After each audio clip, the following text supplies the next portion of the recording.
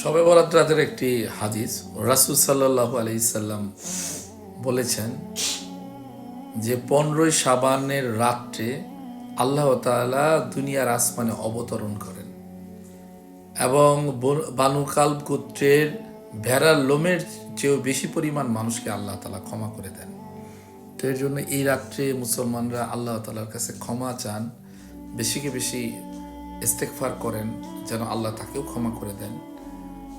এবং এই রাত আসলেই নির্দিষ্ট পরিমাণ কোনো নামাজ, এত রাকাত নামাজ 150 বা এটা আসলে ঠিক করা না। এটা ডিপেন্ড করে আসলে মূলত আপনি আল্লাহ তাআলার নৈকট্য লাভের রাত।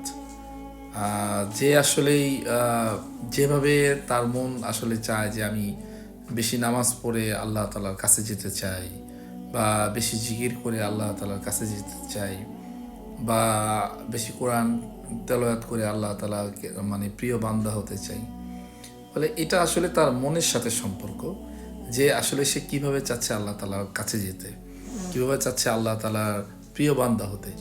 তবে এই রাতে বেশি বেশি ইস্তেগফার করা এটা খুবই জরুরি, কারণ যেহেতু আল্লাহ তাআলা এই রাত্রে অনেক বান্দাদেরকে আল্লাহ তাআলা ক্ষমা করে দিবেন।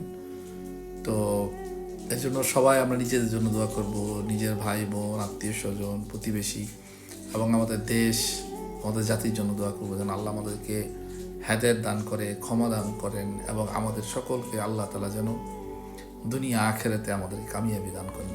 সবাই ভালো থাকবেন। আসসালামু আলাইকুম।